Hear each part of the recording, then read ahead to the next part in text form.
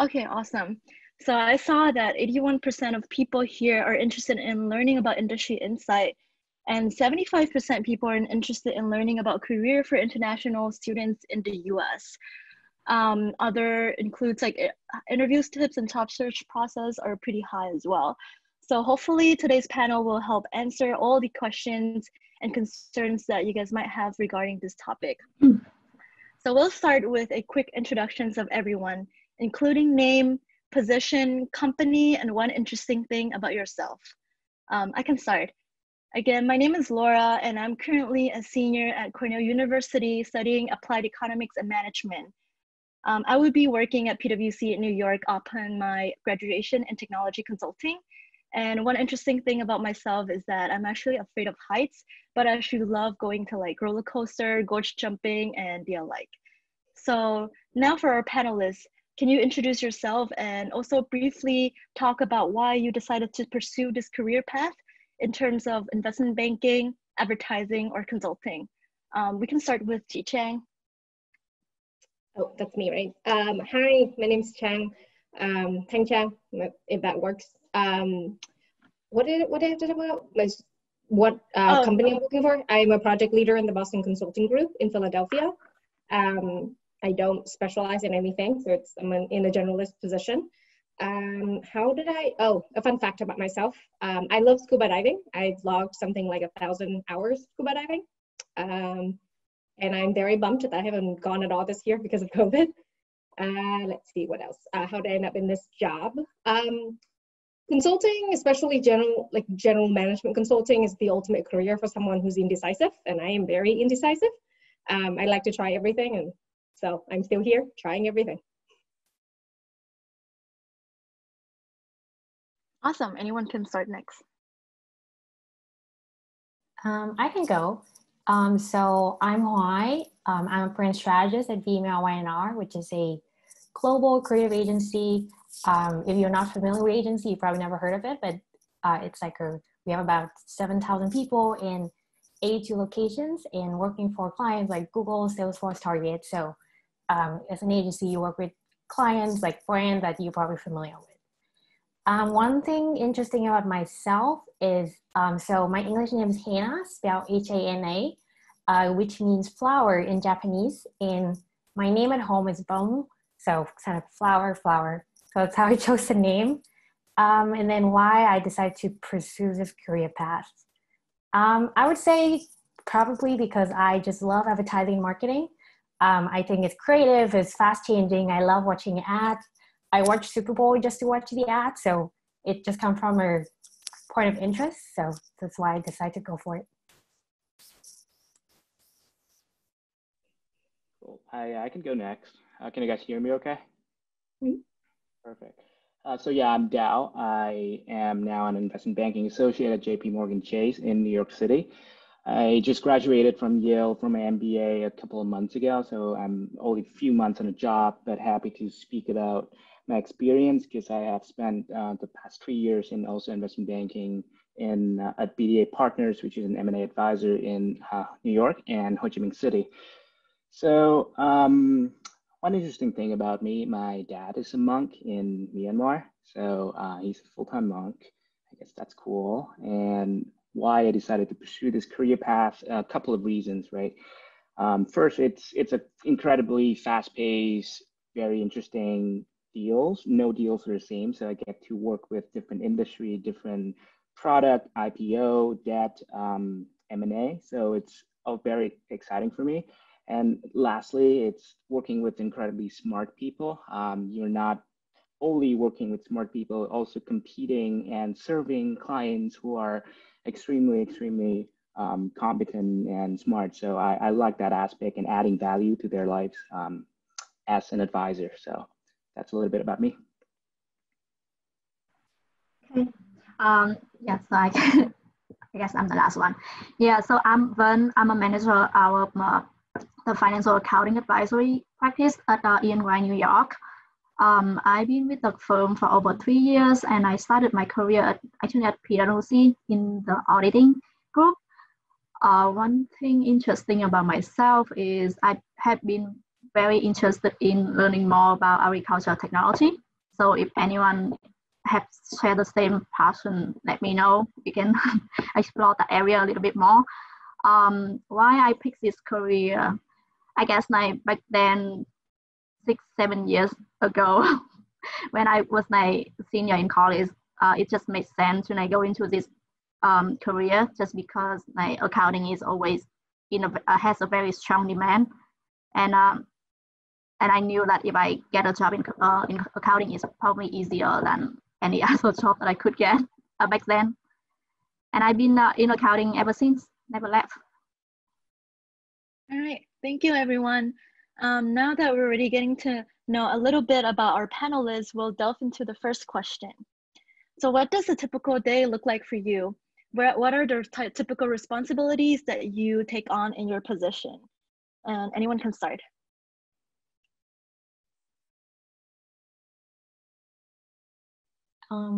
Sure, I can start. So I would say a typical day look like, so on a very high level perspective, my job is to help clients with brand positioning decisions. So that sounds super vague, but for example, like COVID happens, how should they change their messaging so they don't seem to be tone deaf?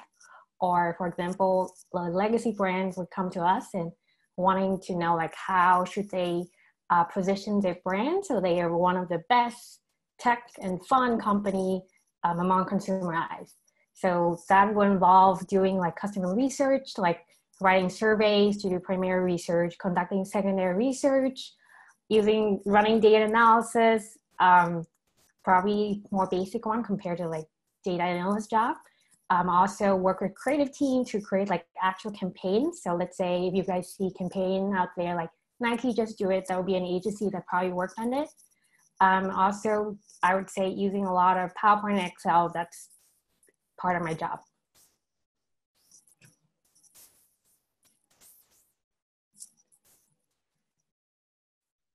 I can go. So consulting is a weird area to explain what a typical day looks like.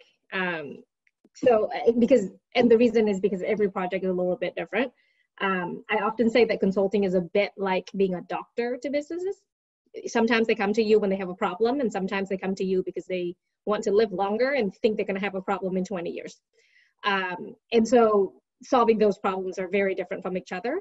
I would say that in general, there is definitely an analytics research component to the work, especially at the entry level. So it's an associate or consultant or a business analyst. So that would involve looking at the client data, figuring out what the insights are. Sometimes that involves desk research. There's definitely a lot of teamwork that's involved. So there's a lot of internal meetings for you to like try to figure out the problem. Like one of the problems that I was asked, I think my second case at BCG was, what is the audience measurement industry going to look like in 20 years? Let me be very clear, I can't do that by myself. So we have a lot of internal meetings to try to figure that out. And then you have a lot of client meetings as well. And these meetings could be anywhere between you're explaining the analysis that you're doing, trying to gauge whether or not that makes sense for them. What, like if there's if they look at it and are super surprised, like why are they surprised? Or if they look at it and they're not interested at all, and then you want to figure out why they're not interested, and you want to figure out something that will be helpful for them. So all of that could happen in one day, and the nature of the exact task is very different, but that would be what I say is the general categories of work.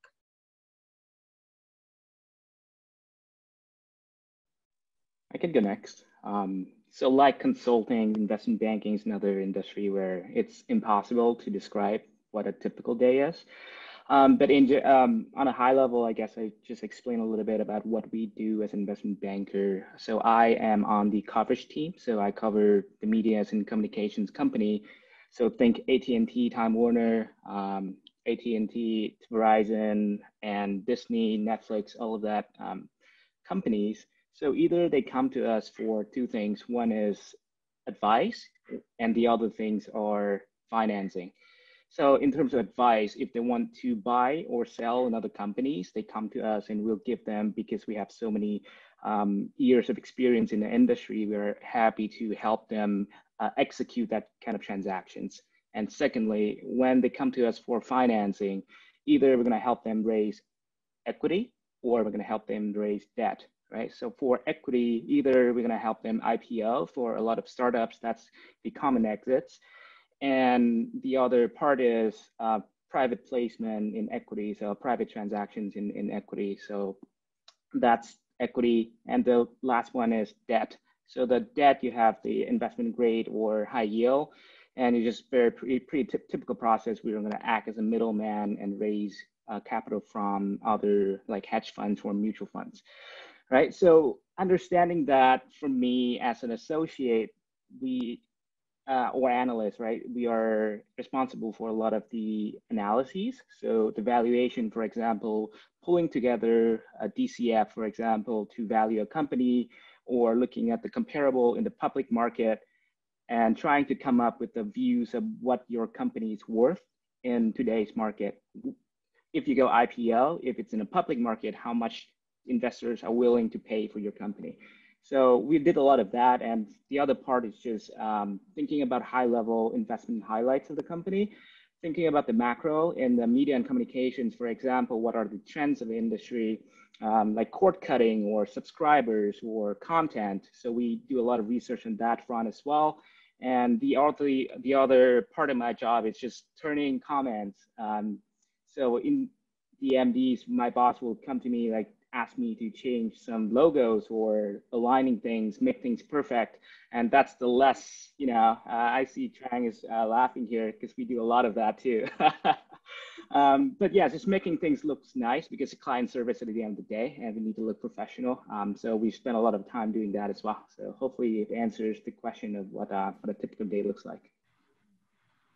Thank you.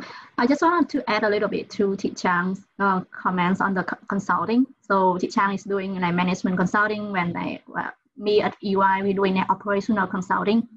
So basically, when the clients have any operational problems or issues, they would come to us, and we come in and we probably go through the same process as Thị Trang do for management consulting.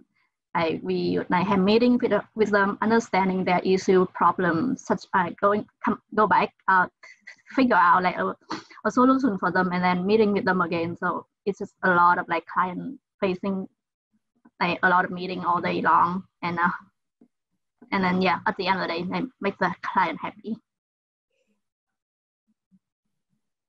Awesome, thank you guys. So from what I heard, each career path, either be investment banking, advertising, or consulting, they have relatively different work schedule. But other than that, what do you think are the required knowledge or skills to be successful in your career path in particular and in business in general? We can start with Chị Hoài. Sure. I would say I'll talk specifically about advertising because I think it's very different from everybody on here.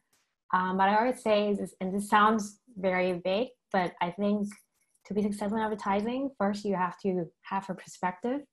I know that sounds super vague, but it's it's a creative field. In order for you to be good at it, you just have to read a lot of news, be very up to date with culture, read a lot of ad edge, ad news. I subscribe to all of them and just understand what's going on, what's some of the trend, maybe download TikTok, just try it out, because if you're not culturally relevant, then you're not going to be able to make very creative campaigns that capture people's attention. So I think that's the first most important. And I would say second, this is more of a hard skill, is have the ability to do research, because you're going to have to do a lot of customer research, either quantitative, qualitative, to analyzing data, or just talking to people. I think that's very important skills, and you need to be able to do that to arrive at insights or help to inform any campaign that you're working on. So I'd say two things.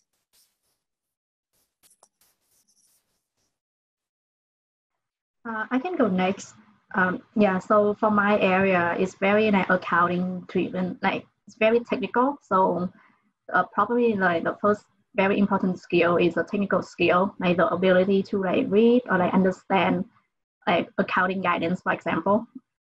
It's very very important to be good at reading and writing. Also, communication is very important as well. Being able to communicate up and down, making sure that people know your status is very important. And I guess the last thing is the attitude. Like if you're willing to work hard and you're willing to learn, then you'll be successful in any career. Yeah, that's really great advice, Steven. I mean, seriously, that was really good advice. You guys definitely should listen to that. I can be a bit more prescriptive about management consulting. This is the skills that would help you succeed in the company, but also the kind of things that we're looking for in candidates. So there are essentially 4 things that we're eternally looking for and eternally trying to do better as consultants. One is problem-solving skills. And that could be analytical. Well, you're not building any like Python model or anything, but like the ability to think about a problem logically is very important. As I said, remember thinking about like, how do you solve the problem of what an industry will look like in 20 years? It's like a very weird problem to solve, and you have to do it, and you have like 4 weeks. So that's one. We're always looking for that. 2 is teamwork. There's a ton of teamwork. Like that's it, that weird problem that I have, like that's not for one person to solve. That's like about 4, 3 to 4. And you all have to work together. You have to divide the work out. You have to break the problem out in a way that you can divide the work, and you have to like go out and do it, and you have to come back together. There's a lot of teamwork involved. The 3rd thing is communication, and this involves, could be client work, but it honestly could just be communication with your own team so that you can work together in an effective way. You do a lot of presentation and you lead a lot of workshops, so you kind of need to do that very well. And then the 4th is ability to run something to its end. And at BCG, it's called driving, and I think it's a weird word, but essentially if you're given a task and you don't get any supervision at all, you're welcome to reach out for help at any point. Like people are all here to help you, but you are deciding what you're gonna do today and tomorrow and the day after, and every day until this project ends. There are no one is going to come in and say, today, this is what you do. So that ability to see until the end of the project and execute is also extremely important. That's about it. That's really good advice, and it's hard for me to go last because you guys mentioned everything that I wanted to, but I guess if I have to add something that is pertaining to investment banking, I think it might be the ability to learn something quickly and communicate it concisely and clearly to either the client or your superior. Right? What I mean by that is banking is a very fast-paced world where you have to solve something. You may not have like weeks to do it. Like let's say it's the board meeting is next week. The client's going to call you Friday night, and you're going to have to come up with a full presentation to do it on Monday. So if you're new to the industry, you have to read up on everything possible in that very short amount of time and synthesize it and come up with a solution to the client. So to do that, I guess it comes with time when you learn to repetition. Just doing things like run a DCF gets pretty common after a few runs, but like think about how you interpret it, how the result of the DCF is understood in your specific industry. I think and learn that in a quick amount of time it's extremely important as well. And after you do that, you have to communicate it with your senior. So for me, I have to explain that what I think about the result to my VP, and to be able to do that in a very short and concise manner and also clear is extremely important. So the way you learn that is just to participate in calls with your seniors, just listen to my boss, just speaking to clients, and you learn that, and also make a conscious effort to practice that, not only to your superior, but also like, let's say you're explaining things to an analyst, try different ways to explain things to see what is the most effective way. And after that, learn through that repetition, and you'll be a better communicator in this job. So I'd say 2 things. All right, thank you everyone.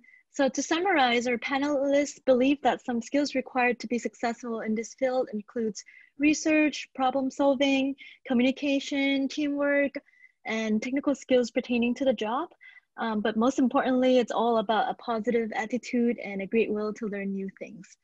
And so the previous two questions have obtained some insights into our speakers' career inspirations. Now we'll delve into the job search process and strategy. But before we continue, I would like to ask the attendees to type any questions you may have for our panelists in the chat, so our panelists can take a look at that before our official Q&A session in the end. So moving on, let's take it back to our panelists. One question that I think a lot of people here might have is that, what do you do that helps you stand out in the job search process? And, or in other terms, what makes a candidate stand out in terms of resume, technical skill, networking, interview skills, or any other skills? I can go first. Since my job search was like 7-8 years ago, and it's probably very different now. But yeah, so I came from a very non-targeted school, and none of the big four would come to my school. None of the bigger company would come to my school. And what I did back then was I did a lot of LinkedIn search. I just reached out to, I can't remember how many people now, but I believe, I think back then, there was only 10% of the people that I reached out would get back to me. And that was really helpful with the whole process. But well, my I guess my experience was just being very persistent. I sent so many emails out to my HR, and then got a lot of rejection. And people would come back to me and tell me, hey, we're no longer looking for people, or our pipeline is already full. But I just keep sending email. I keep telling them that my school is very small. You guys don't come to my school, and how can I apply? And then eventually I heard back from VMLY and EY for the first interview. So and then it just kind of went everything started from there. For the interview, I guess I did have to do a lot of mock interview with my with the career counselor at my school. I think I do at least 3 or 4 times a week for 2 months before the actual interview that I have with VMLY. Yeah, and then after you got your first job, it will become easier for your second. So yeah. Oh, go ahead. Sorry. No, I just want to echo what Yvonne was saying, because I went through the exact same process of networking, reaching out to people on LinkedIn. I also came from non-target back when I was recruiting when I was an undergrad. And also I went through another recruiting season when I was in my MBA, but the two very similarities, I guess, is networking and the importance of getting the skill set of getting to talk to people interested in learning about their experience and learning from their wisdom, I'd say.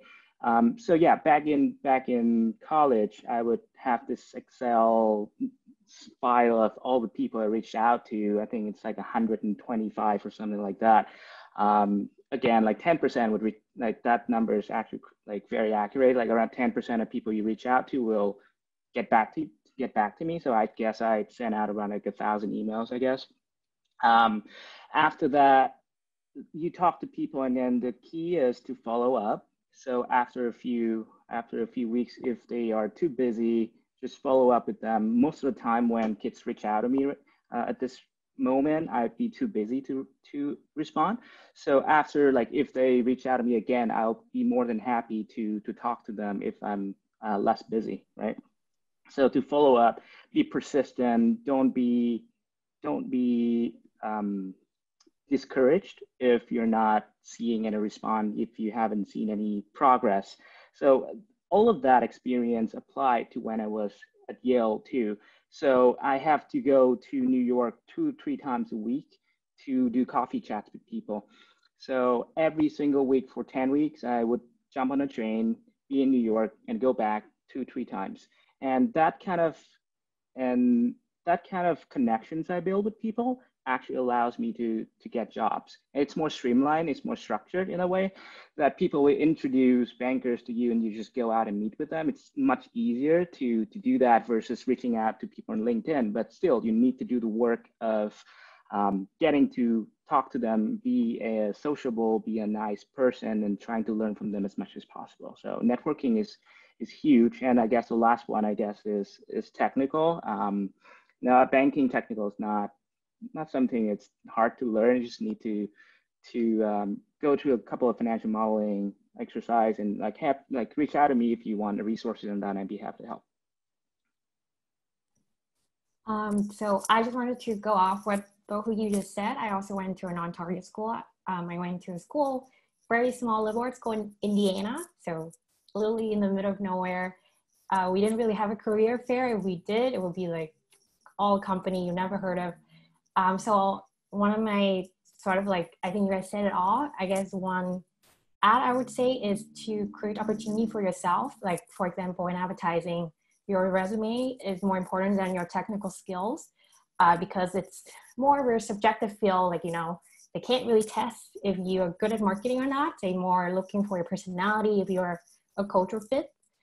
So let's say my school didn't have marketing advertising classes, and there's no way really for me to show that I know marketing or I know advertising. So I like founded an advertising club, and I like found speaker to go to my club so I can talk to recruiter. You know what? Like my school didn't have it, but I found a club to make it happen. So I'm just saying, like, if you go to a small school or in a school that's non-target, just try to create opportunity for yourself. Because that's a way for you to compete with other people, especially if you want to find a job in like a big city. It's more competitive. And I guess the second thing I would say in terms of interviewing, and this is specifically for marketing, I know it's different for all the other fields, but when you're interviewing, please try to turn the interview into a conversation. I think that's the key of success. If they ask you a question, try to ask them back and make it like a friendly conversation. I've noticed like whenever I could make that happen, I'll get the job. So just try to make it friendly, because in advertising, people are very like fun, creative people, and they're looking for a person they want to work with. It's more of a laid back working culture, I would say. So if you're looking for a job marketing, just try to make it a friendly conversation. So that's all I have. Yeah, I think everybody has said all of the important stuff. So I'm not going to bother. I think the networking piece is extremely important. My first job out of college was at a startup, and I networked until I essentially talked to the founder of the company, which is how I ended up there. And consulting, getting a job in consulting is like, so getting a job in consulting has got like the getting the interview part, and then there's the getting the job part. Getting the interview part is like 80% networking. Like, they will read your resume. It is important. If you have good scores and you have good accomplishment, that's very important. If you don't have any of that, it will be impossible. But like 80% of it is networking, because we have so many applications that anyone that has a referral or a note in their file that says we talked to this person, they're interested and they are friendly, like, is basically what you need. And then the interviewing part is actually, there's only one thing that if I'm going to start talking about case interview, it will take forever if I'm not going to. But the one thing I can say about the interview part is that everything else that you did before it does not matter at all. This is my second year interviewing for BCG, and I can tell you this for a fact, which is I don't read your resume before I interview you. I have no idea who you are, and I am not going to call all of the people that you have talked to and like get like a feel for you. I am seriously going to sit down with you for 45 minutes, and at the end of it, like literally in the 5 minutes right after the call, I'm going to give you a score, and that score is how you pass the interview, and that's it. So like, don't, like, once you get the interview, don't feel weird about yourself, or like if you're not from a target school, like none of that matters, because they don't care, and they don't read your resume, and they don't know anyone you talk to. So that's the one thing I can say about the interview process that is specific to consulting. Thank you, Chen, for the perspective from a recruiter perspective, and our other like panelists on some great advice on how to network, how to write a good resume, how to give a good impression during interview, as well as some tips on practicing technical skills. I guess the next questions I would have for our panelists today is if you have any advice on job search during COVID-19 challenges. Yeah, this one's tricky because none of us is looking for a job at this particular time. I do know a lot of people who are recruiting, and I guess hiring people during this process. I think if there are two things that I could say, I think it's like you have to do even more networking. In some ways, actually a little bit easier because people are not stuck at work all the time. And people expect to have to do more networking virtually, which actually in some ways like to your benefit. They're not expecting to meet you in person, so that's easy. You can network with a lot of people. And the other thing is honestly just patience. And yeah, like have a really good attitude about waiting for people to respond. I used to have a spreadsheet where like I track every conversation I have with people and when it was last, and I like set a note so that I know the next time I should be talking to them. So be systematic, be patient. People all have Zoom fatigue. So be cheerful when you're talking to them. Honestly, that's like the only thing. If I get on a call and the person I'm talking to is really tense and is interviewing me, I'm like already stressed. And this is like my 15th call today. So that's, I guess, the only thing that I really have in mind.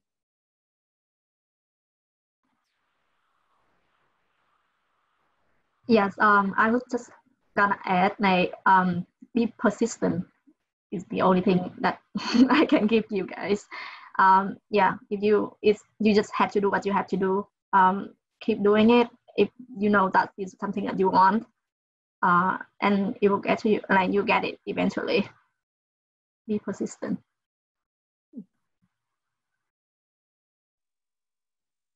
That's great advice. And also, especially during COVID, I would add be flexible as well. Because right now the job market is not doing so hot. So you might want to, so I'm like, for background, I'm mentoring a kid who want to get into investment banking, for example, and their JPM's not sponsoring international students this year. So they have been sponsoring for the past, I don't know how many years, but this year they don't. So it's obviously not ideal, but I advise him to go to like Singapore. So banks in Singapore are still sponsoring. They're still taking new people, and it'll be a great opportunity for him to intern there and then come back here and recruit for full time, right? So there are multiple ways to get to where you want to be. So for me, for example, I wanted to do banking in New York, and it took me 5 years to get to where I am today through an MBA, and then I have to go back to Vietnam. It's not a straightforward path, but if you're, like Chuyên said, persistent about where you wanted to go and your dream, you'll find ways to make it happen, and also needs to be flexible in that journey.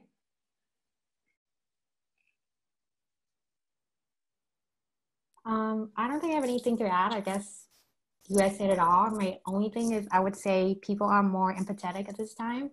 Like when people are reaching out to me, I'm more willing to help than normal because I know such a stressful times, challenging. I think the same for recruiter for everybody else. So just reach out, and more than ever, people are willing to help because it's such a difficult time and people know it. So that's the only thing I have. Thank you, everyone. So to summarize, it's important to be systematic, be patient, be flexible, and be persistent in job search, especially during this crazy COVID time. Like Anh said, there are multiple ways to get there to where you want, either try out to recruit in a different country or maybe go to grad school if that's a better option for you. And so my last questions for the panelists before we move on to the Q&A session is that, how do you find a company that would sponsor international students? Because I know a lot of people are struggling with this, particularly in the US. Yeah, I think I can start. I mean, this is not easy, right? And so there are a few things that you can do. Well, actually, before I start there, a little PSA, BCG is still sponsoring. My best friend is at McKinsey. I am certain they are also still sponsoring. I cannot speak for any other firms.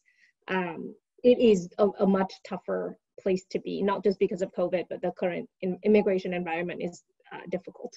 That said, a lot of firms are still holding on to their traditional policy.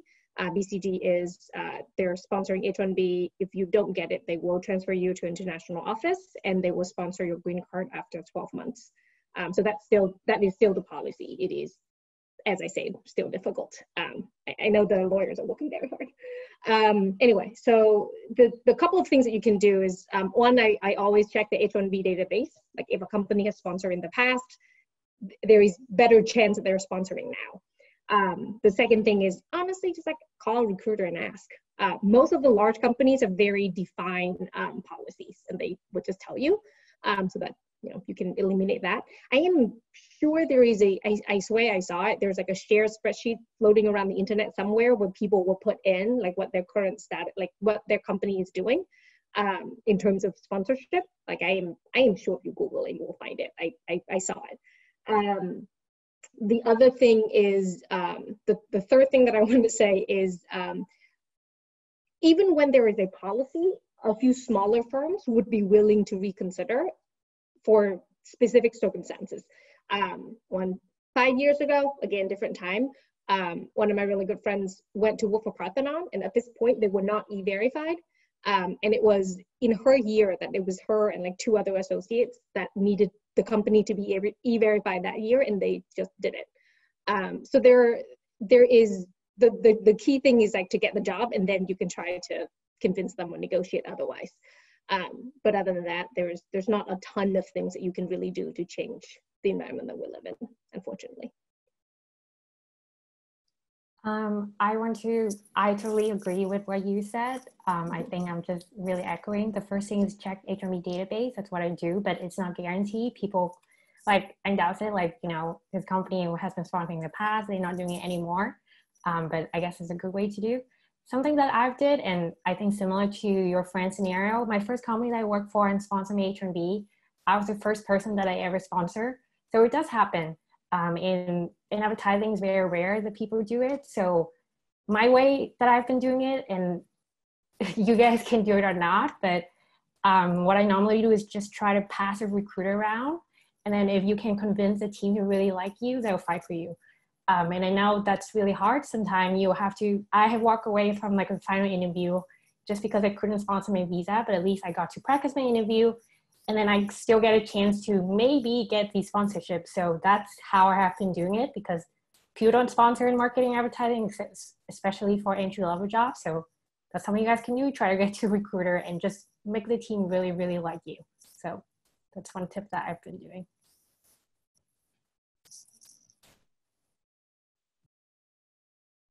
Oh gosh, talking about H-1B, I just got my H-1B this year, and it's my 3rd time trying. So I'm very glad that I did that, but also want to say that it's extremely difficult in this environment for us international students. So for me, what I did was just do a lot of research on. So I know I want to do banking, so just research on which banks sponsor, and then target all of my efforts on those banks. So for example, some banks do not, like Citi, or I don't want to name names because I don't know the latest, but just focus on those who are sponsoring and put all of your eggs in that kind of basket. So for me, in targeting larger firms, I think you have a better chance of getting sponsored because they have more resources, they have the lawyers ready, and if they have the policy in place, then they could do it for you. But also I can see the argument that the smaller firms can be more flexible if you can prove to themselves that you're a value add to their team. So maybe try it out, the largest of the large firm and also the smaller firms, and see where it goes. Congrats that on the H-1B. I think everyone covered it all. I don't really have anything else to add in my whole process when 7-8 years ago. So, but I guess for me back then, the strategy was going with the bigger company, because I knew that for Big Four back then they were still sponsoring.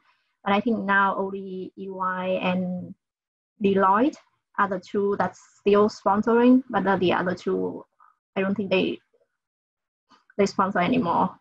Yeah. Great, thank you everyone. So our panelists have shared some ways to find companies that would sponsor for international students. You can either look at H-1B database to see whether a company sponsored in the past or start out from a small firms and then transition to bigger ones later on, or talk to people from the company to find out. And so from my own perspective as a student, what I did was actually to look at my school Handshake, which is a website that many schools have for recruiter and students to connect. And you can see which company sponsors on the website, or I would just go to the company's events at my school and then ask them in person or through email. And so that's all the questions I have for the panelists today. Now we're gonna move on to the Q&A questions for the last 15 minutes. So I asked people to send out some questions that they have in the chat, and one question would be, what would be some of your advices to make yourself stand out when you're brand new to the company?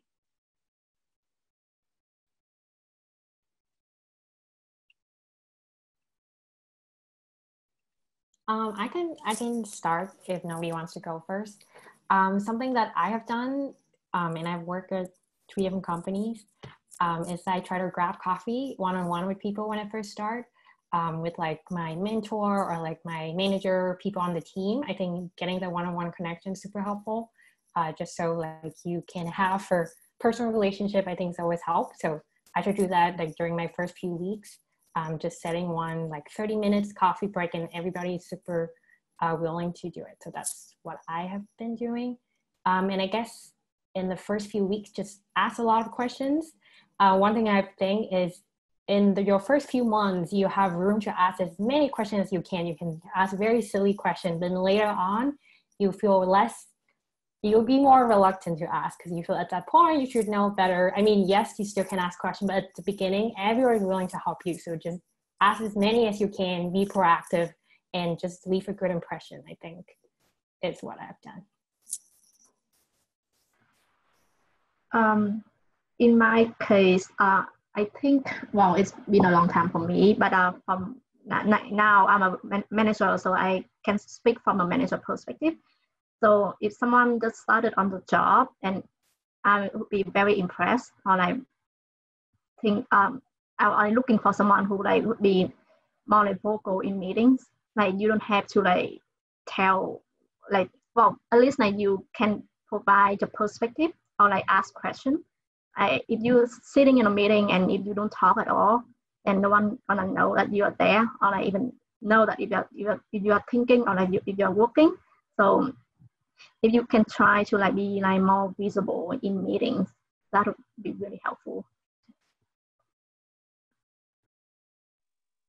Yeah, that's great advice, and just want to synthesize what Hannah and Vân says about be visible, and one of the way you can be visible is to grab coffee with them, right? So for me, my strategy when I just started actually a couple of months ago was to do a good job on the things that like the managing director asked me to do, because I know he's busy. If I ask him for coffee, I don't think he would be willing to, but my strategy is to do a good job first, and after he knows that I did a good job and I reached out to him, say, hey, I love working on this project with you. I hope I did a good job. And why don't you, can we grab a 30 minutes coffee? And it will, it'll show that you're visible. I'm not senior enough in my field to speak up in meeting, unfortunately. So that's the way I have to find ways to make myself visible to the seniors, not only seniors, but also grab coffees with your analysts, with, somebody who's you're managing as well. So. Yeah, I think, I just want to add one more thing to that. I think he's gave a very good advice on doing a really good job. So I totally agree that like your quality work will speak through itself. Like people know about you if you really put your time and your effort into doing like creating a quality job. Thank you, guys.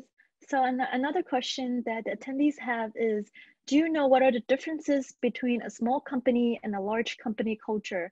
How can I know which one is going to be a better fit for me?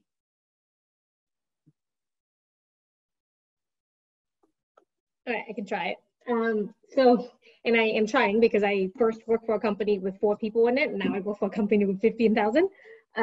So I would say that there is some differences in that the small company, in the first day, you will probably know everybody's names and parents and pets and neighbors and literally everything else, and not so much in a big company. You expect more processes, more bureaucracy in a bigger firm. There would be an HR department, as opposed to, you know, the lady that I talk to get my paperwork done. At my startup, sometimes I do my own paperwork. But you also would expect more resources out of a bigger firm. So like BCG has a research department. So like if I am on a new case and I don't know anything, I'll just call them and they will send me a bunch of stuff, which does not happen when I worked at a startup. So there are some differences there, but I'm going to be honest, that doesn't actually determine the company's culture all that well.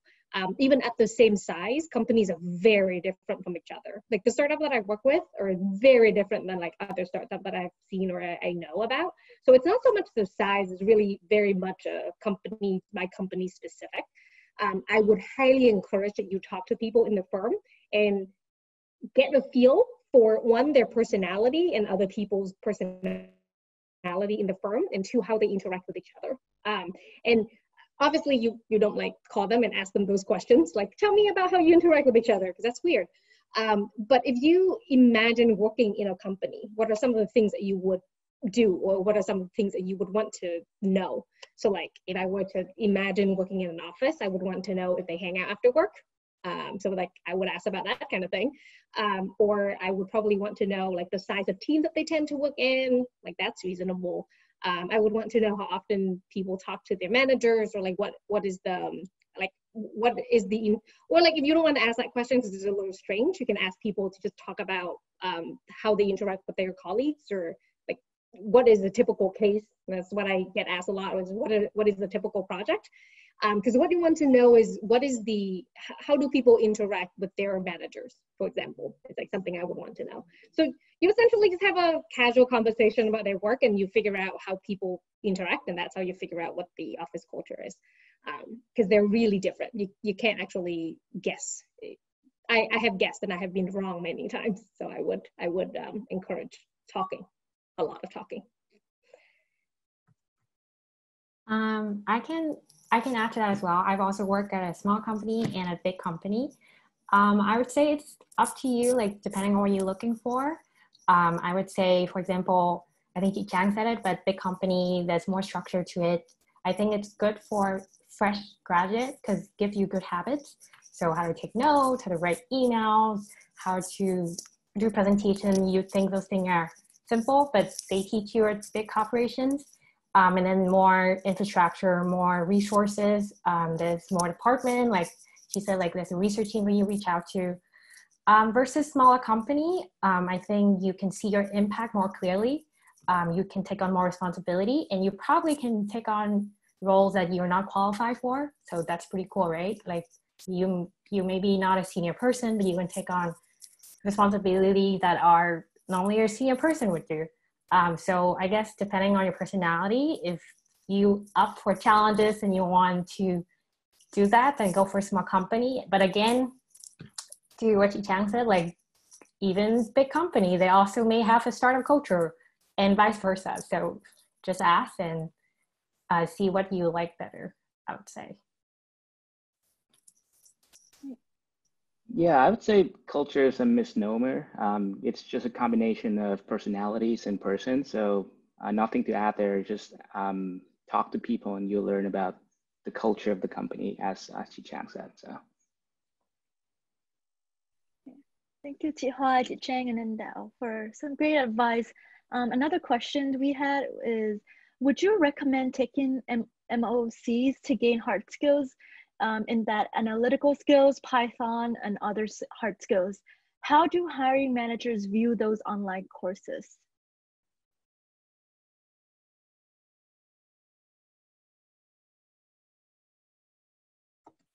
All right, let's see. Okay, so there are not a ton of MOCs that are relevant to consulting, because a lot of MOC, like the really good ones, are technical in nature. So I would say two things. One, from a recruiter, from a consulting firm. They're okay, they're good. We like to see passion. We like to see that people are interested in things enough to do something about it. But honestly, they're kind of becoming table stakes. Like, we see a lot of them, and a lot of people have them, and completing them is not difficult. Or at least, you know, as more people complete them, they don't seem as difficult. So we appreciate things that are more accomplishment in nature. Like, let's say you took a couple of Python classes, that's awesome. But if you put in your resume that you like built something that has some sort of use, somebody will want to talk to you about it. I have occasionally, like very rarely, I've like noticed people's resume, and like some of it would have been like somebody wrote a speech recognition algorithm specifically to help people with a speech a speech problem of some kind, to like help them correct their speech. That's cool. I'm totally going to ask you about that in your resume, in your interview. And I don't usually read resumes, right? So an accomplishment is more important than the completion of a course. So that's like one thing that I would say. The other thing is, the only other thing that I would say is there are some credential, like online credential classes that I've seen pop up in application. Like, I think like HBX has got like a online course that you can take and actually complete and get a grade. So like, I've seen that on people who have a mostly technical background and want to show that they have an interest in business. I have seen that. But again, like, we value accomplishments more than a class, if that means anything.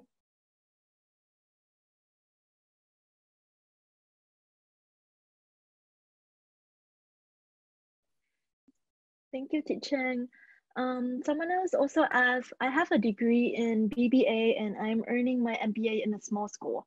Is there any chances to get H1B in this field?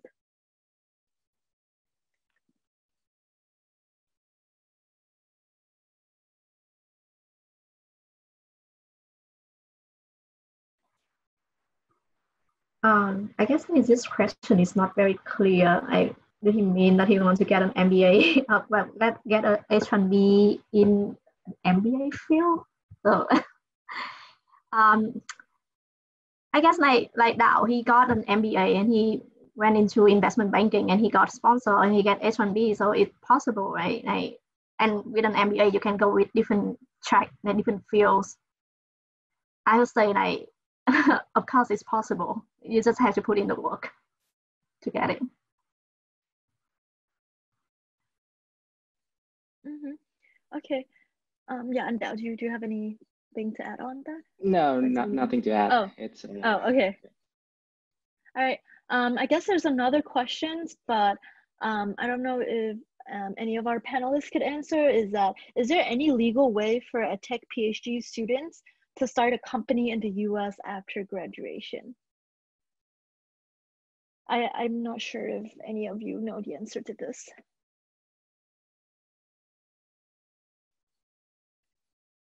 I don't know the answers to this, but I do want to say the other day I read about this organization. Pretty sure they're called Unshackled Foundation, and they are a VC that specialize in helping immigrants who want to start a company. So you should definitely look them up. I think they're called Unshackled, UNSHACKL Venture. So look them up. They specialize in helping people on H1B, on TN, or whichever Canadians visa on. So I think they would know the answer better than us. Yeah, I can tell you like one snippet that I know from a friend of mine who's a PhD who works for a startup. I think he's one of the founders, but I also think the other founders are American. I think a startup absolutely can sponsor an H1B. I mean, honestly, as any company, they can sponsor an H1B. The biggest issue with a startup, and I know this because somebody had tried to sponsor my H1B before when I worked for the startup, is the ability to pay. So if the startup has like steady revenue that they can prove that they can pay you the salary that they are submitting in their labor application, then yes, that would be possible. That is the hardest thing with startups, is if you don't have funding, for example, you can't prove that you can pay yourself the salary that you need to pay yourself in order to pass the certification process. So that's the only thing I really know, but like definitely look up the place that Chi-Huai said, because I think that's more accurate. I just pasted in their chat, so if anybody is interested, I saw them. I think they're pretty legit, so check them out. And also the administration has just changed the H-1B law like 3 days ago, so you should look up on that. There's some like the salary you get paid is, you know, they have a different threshold now, so I encourage people to read up on that.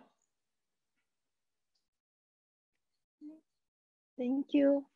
Another questions that people have, I think we kind of answered, the panelists kind of answered them already, but how can I adapt to US corporate culture better after I land my job?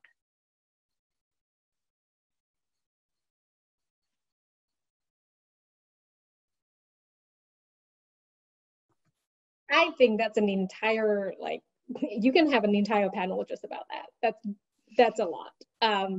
Yeah, you need like a whole presentation. There's a lot of differences in American corporate culture. I think you need like a lot of learning. I can say a couple of things. I think one learning for me is that companies are very different from each other. I have briefly interned and hear from a lot of my friends who work in companies where they don't talk to their manager as much, or like their boss's boss. I can't go like one project without talking to the senior partner on my team like several times a week, because they would just call my cell phone. Weird. So companies are very different from each other. That's like one thing that I learned, which I didn't expect. People are like, the structure is a lot flatter here in companies that I've seen. So there's a lot more expectation that you interact with people with authority and being able to sort of hold your own in front of it.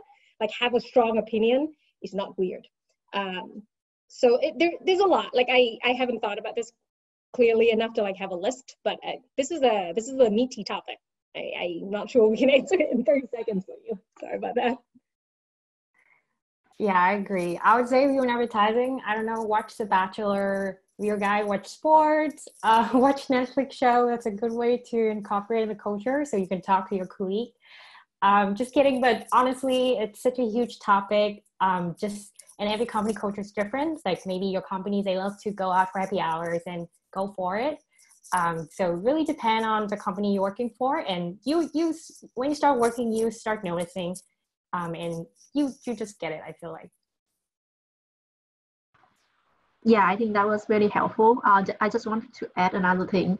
So there's gonna be a lot of people in your company, and people are very different, and you don't have to like them all, or they don't have to like you. Like not all of them have to like you, right? So I guess like you should just like try to navigate throughout the company, try to find like someone that you feel like who share the same value, or like be a good mentor for you, or a good buddy, and then hang out with a couple of people that who share the same value. That you don't have to change yourself to be like to be liked by other people in the company. Yes. Thank you everyone for the answer. I saw that we have some other questions that people have here in the Q&A. However, we're running out of time, so unfortunately we can't answer all of them. But if you have any specific questions for any of our panelists, I think you can email them. What do you guys think? Would you prefer to be contacted through email or anything? Yeah, that would work. Yeah. Email works. Yeah. Email, okay. LinkedIn. I'm not sure if the conference has sent out the email of the panelists to the attendees, but if not, then we can do that after this, so people could have the contacts and like email them if they have any other specific questions. Before we leave, I want to ask the panelists one last question. What's one thing you would want our attendees to take away from today's panel?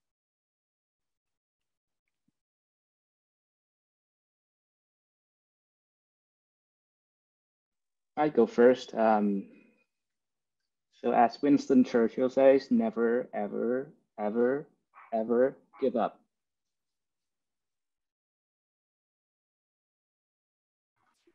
I could go next. Yeah, that one saying, well, I don't know where I got it from, but I have lived with that saying. Basically, if you try, your chance of successful is more than 0. But if you don't try, it's definitely 0. So keep trying. Yeah, I'm sensing a persistent theme here, because what I would say is persistently, consistently, and constantly advocate for yourself. So that's the only thing no one else can do for you. I agree. I was going to say the same thing, but since you guys already said it, I'm going to pick something else. I would say if you're a college student, don't forget to enjoy your college. I think most of the time you're so stressed out about finding your jobs, doing all these internships, and you're going to be working for the rest of your life. Like, trust me, like you would have enough working. So if you have the opportunity to really hang out with your friends, I don't know, do something fun, explore yourself, go traveling, please do it, because once you start working, it's really, you only have like, I don't know, 3 weeks of vacation. So just enjoy your life, enjoy your college. So you're a senior, just, you're going to get a job. I know it, because if you dial in this, you're probably motivated enough to listen to all these panels talking. So just don't forget to focus on yourself. That's what I would say. All right, I think that's it for our panels today. Thank you all panelists, chị Hoài, chị Vân, chị Trang, and Anh Đạo, for making it today and sharing very insightful information to the audience. So also thank you to organizing team for making this happen. So I guess that's it for today, and I hope you guys have a great weekend ahead. No, I think it's a great week ahead. Yes, I want to add a little bit because we won't be sending speakers' email out to participants for just for privacy purposes. So if speakers are comfortable, they can paste their LinkedIn or their email in this chat. And yeah, thank you very much for coming to this panel. Thank you for organizing. Yeah, thank you guys. Thanks for moderating and thanks for organizing. Thank you guys.